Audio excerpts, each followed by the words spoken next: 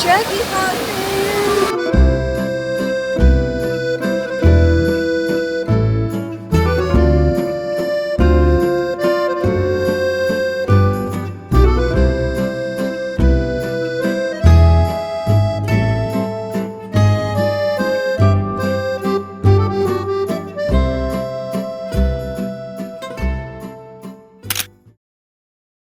Buongiorno! We're going on a walking tour. Yun yung kasama ko, naka-shirt lang. Init eh. We're exploring Roma the best way possible, on foot and with a knowledgeable local guide leading the way. The weather has been so kind to us that even with all the steps we took, the day felt light and easy.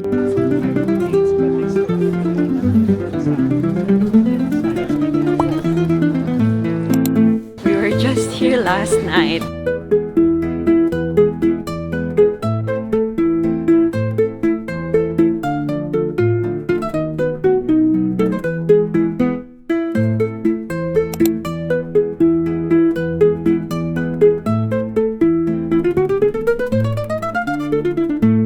There's this one thing our local tour guide said about Rome that made me see this city in a different but more interesting way.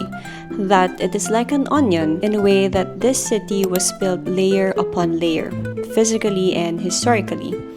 And each era adds new structures over old ones, creating this complex and deeper structure that we're very lucky enough to see with our own eyes. We're here now at Vatican City. It's inside Rome, but it's a different country. We're now on our way to our Vatican Museum and Sistine Chapel tour. It doesn't matter what your religion is, but you can't deny what's right in front of you. In Vatican City, stories you've only read begin to take physical form. Before entering the Sistine Chapel, our guide gave us a quick but insightful introduction since photos and videos aren't allowed inside. He walked us through what we were about to see, especially the ceiling painted by Michelangelo. At first glance, it can feel a little overwhelming, but once you understand what to look for, the stories, the symbolism, the intention behind each figure, it all starts to come together in a way that feels almost surreal.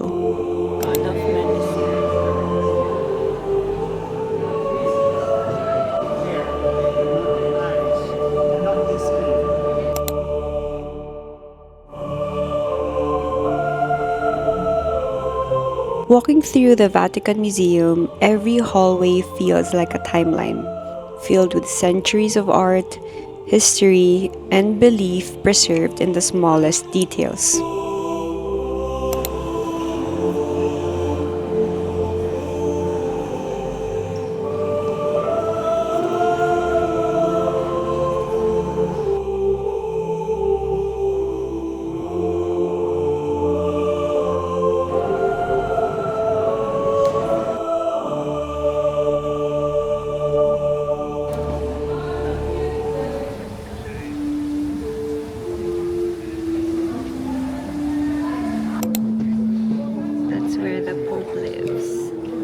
If you're planning to visit, booking a tour ahead of time really makes a difference.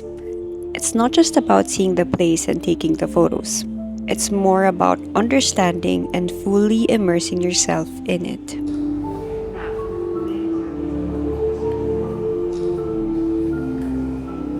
We just finished with the Vatican Museum and Sistine Chapel tour.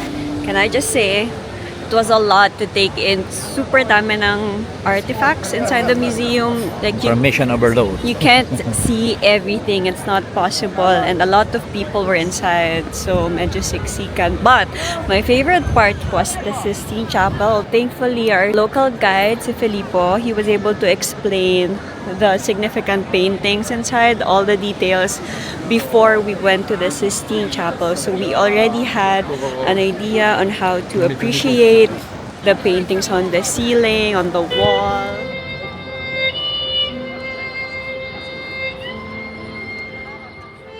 First century castle po siya. Diyan nakaligid si Emperor Hadrian. Bahay dati ng Pope sa Mistress Passage.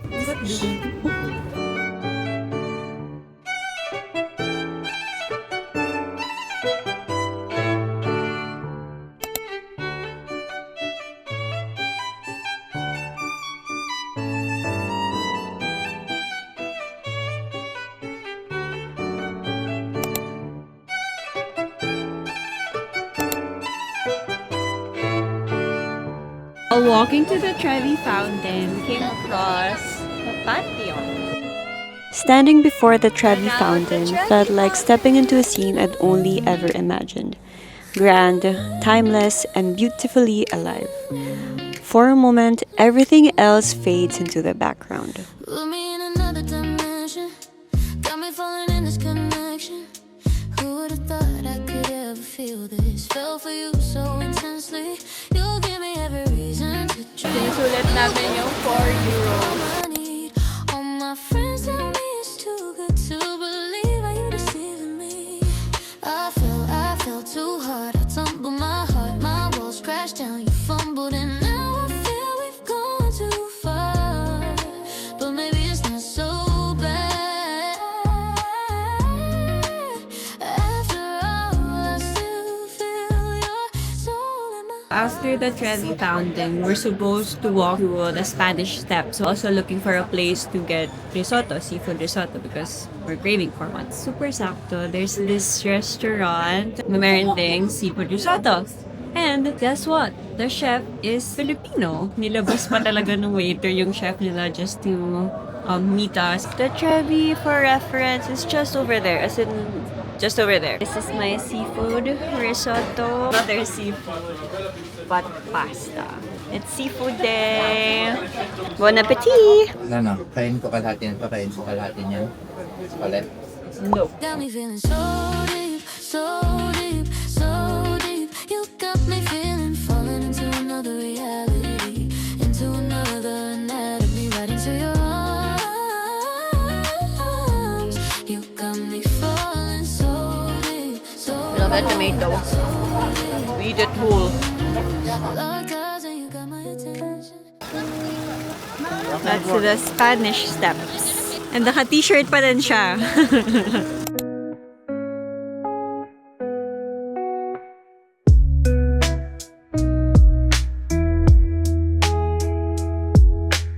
Our time in Rome felt quick in days. We may not have had enough time, but we had enough to feel its history, culture, and everything in between.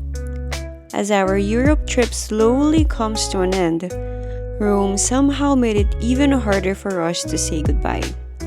Thankfully, we still have Venice before we officially close this travel series.